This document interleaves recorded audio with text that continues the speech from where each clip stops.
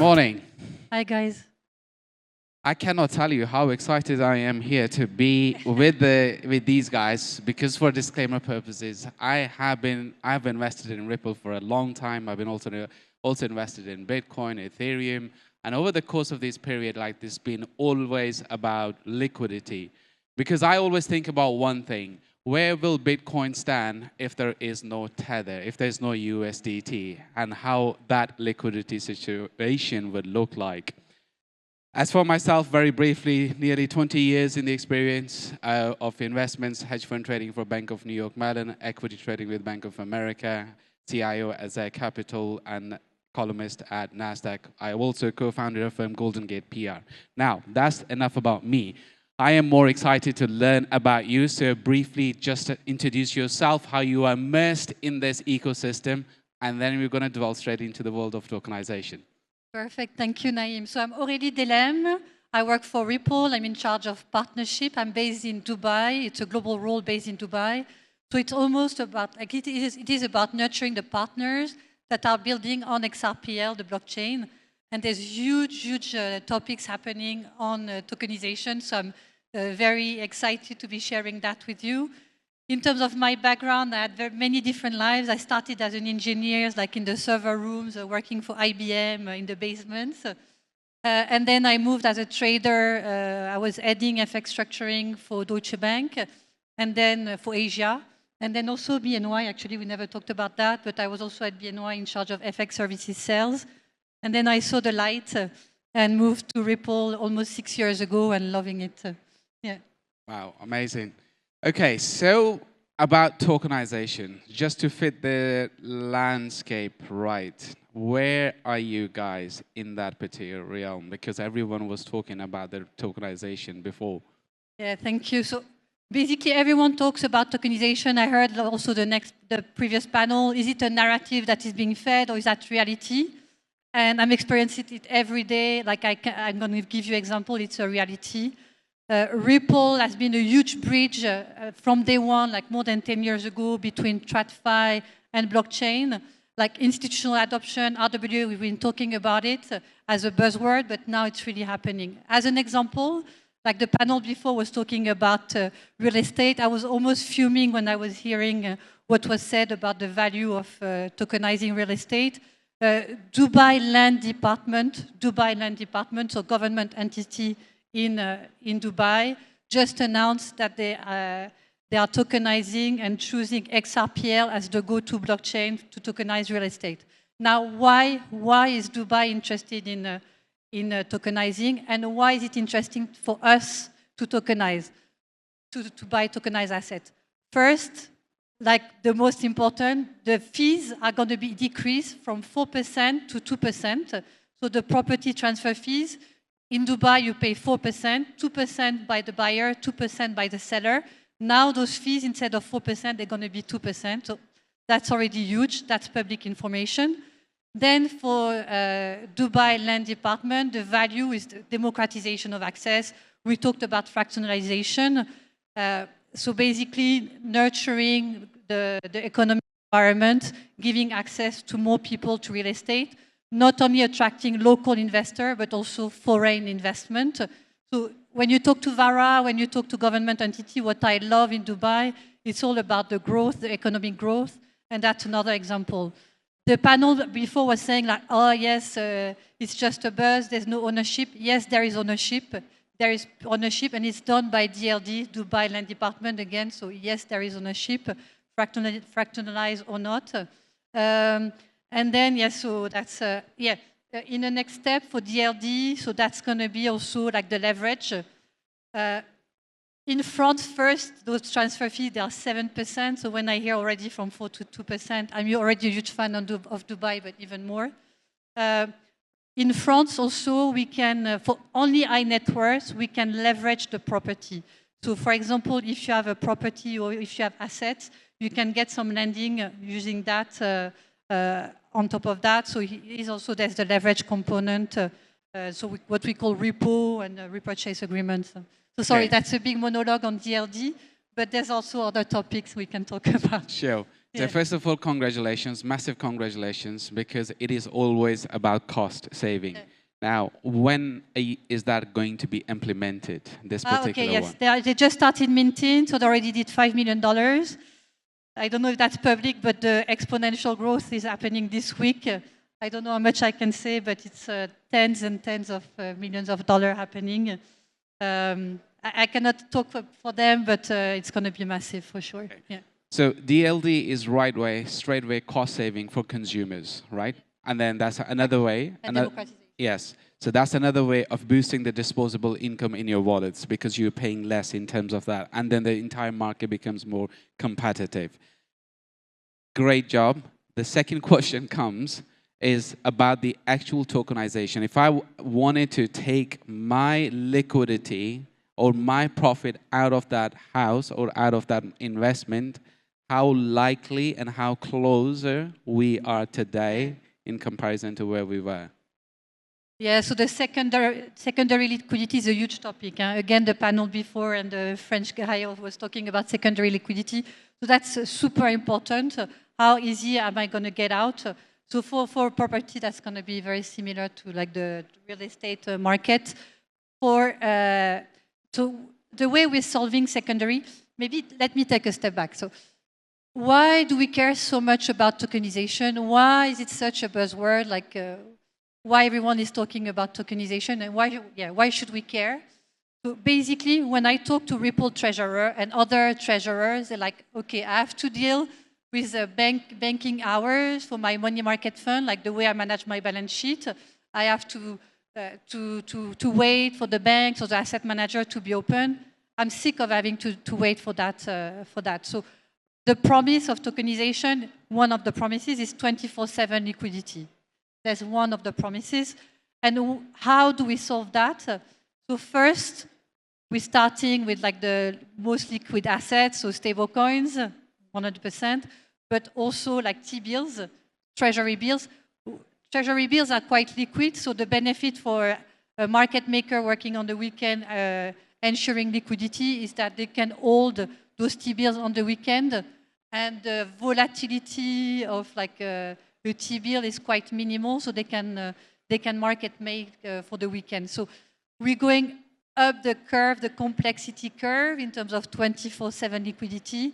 Now starting with stablecoins, T-bills. I just had a message this morning from a top market maker that's going to ensure like 24/7 liquidity on one of our partners, on a huge bank in APAC actually, who's launching a tokenization platform. I cannot drop names, unfortunately. It's not public information, but it's happening. So I don't know if I'm answering your question, but no, you did. I wanted to make one thing clear for the audience, and I think the clarity would be best coming from you. With the fact that you have done the massive deal with the DLD land department over here, is there any role for XRP over here? How would you separate that with the Ripples itself? So Ripple is really like a digital asset infrastructure for institutions, including banks, asset managers, including DLD.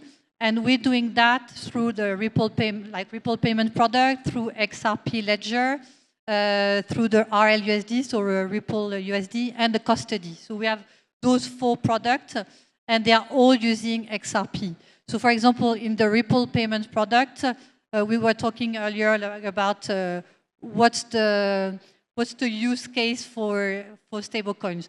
Today, the use case for stablecoin is massively USD. So the market makers rebalancing their portfolio.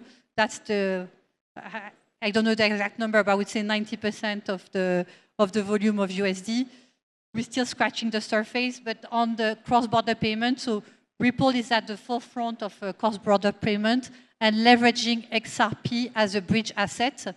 In TradFi, when you were at Bank of New York or Deutsche Bank for me, like we were using USD as a bridge asset.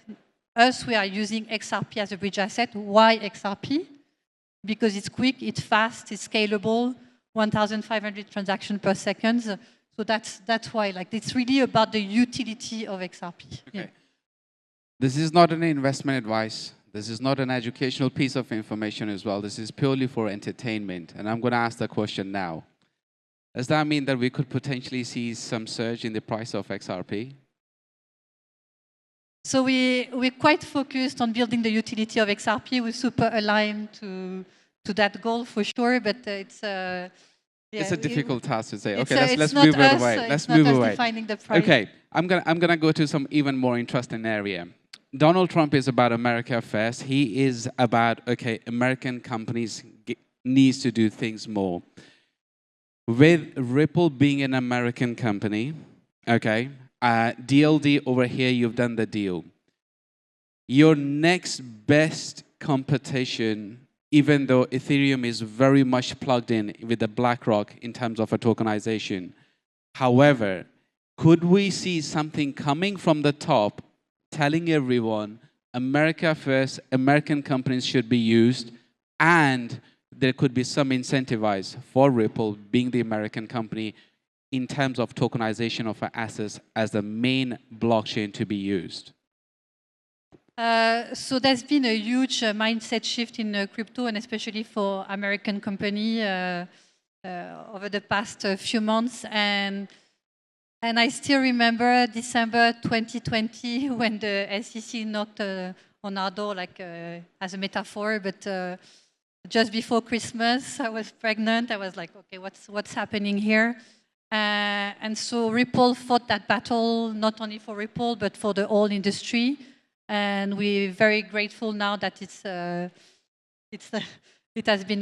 case has been won. And so now it's about the clear rule of the roads. Yesterday with the Genius Act is another example of that. So we do see the US being very, very proactive in regulatory clarity. And so we do roundtables with crypto leaders and Trump to help design the rules of the road. There's no protectionism that we are seeing, and it's more like blockchain is very open and striving all together. Yeah. Now, the place where you come from, France, where is Ripple in terms of having a similar deals with the government over there, in terms of tokenization and creating that liquidity? Would you give some examples, some headwinds that you've made in there? So in France, we have the foundation called XRPL Common that is based in Paris. And so we also have, I don't know what I can say that is public. We have two stable coins that are launching soon based in France, so Euro stable coins. And so engaging with the regulators in France in terms of the reserves, what can be put in the reserve for stable coins. So yes, those discussions are happening. Yeah. Earlier, there was a question which was mentioned on that. Again, I think this goes back to the tokenization and the liquidity aspect of it. And the question was that, could we see other cryptocurrencies becoming the reserve part of that one? My only question to that one is, if the supply is unlimited, if the supply is not restrained, then what is the point of having that one? With Ethereum, Ripple, Solana, every other currency, the supply is potentially much more higher, or you could increase the supply in comparison to Bitcoin. So how would you address that from the perspective of tokenizations? Let's say that we create a synthetic product where something is backed by the real asset, and then you have a stable coin in terms of a Bitcoin or anything. So in terms of a RLUSD, would you say that those are the synthetic products for the tokenization of assets will come?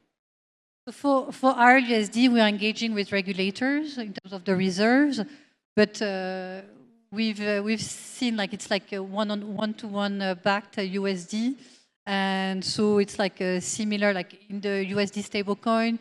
You can put reserve like T-bills or money market fund like cash or cash equivalent. And so we are engaging, can that go into the tokenized world? And when we say tokenization world, it's more like cash or cash equivalent tokenized assets, and so T-bills, money market fund. The objective really for stablecoin is the safety of of the holders and making sure people can go in and out very easily, one-on-one backed. We didn't touch on that, but tokenization, the main topics that I see right now that are emerging, we talked a lot about real estate. First is like the very liquid, like T-bills, money market fund. We're seeing top asset managers like the Aberdeen of the world, BlackRock, going that route. And we're seeing the value of them directly tokenizing on-chain instead of using a wrapper. Earlier, we talked about going away from SPV, so you get direct ownership. And the benefit compared to TradFi is that you get 24/7 liquidity. Also, the other opportunity is access, democratization. So as a French person, if I want to get 5% on my cash, it's very difficult. For Americans, it's a bit easier. I'm quite convinced that very quick, we're going to all get like 5% on our cash in Dubai and elsewhere. And we're working quite actively with some of the players here, including some exchanges.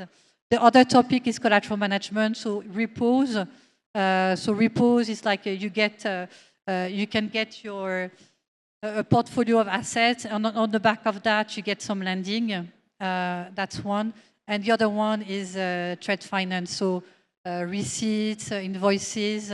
That is still a very, I don't want to say obscure, but still there's a lot of benefit from transparency of the blockchain into that world. So those are the three use cases plus stablecoin that we are seeing. Sorry. Yeah. Thank you. No, thank you. Like, I'd love to sit down with you in a much longer setting where we can go a lot more details, but the time is against us. And many congrats once again for doing the massive deal with the DLD land department over here. What I would look forward to see is similar deals coming out of the United States at the same time as well, being that is the biggest market of all of them. So it has been a pleasing pleasure to host you today. Please put your hands together for our host. Thank you. Thank you, guys.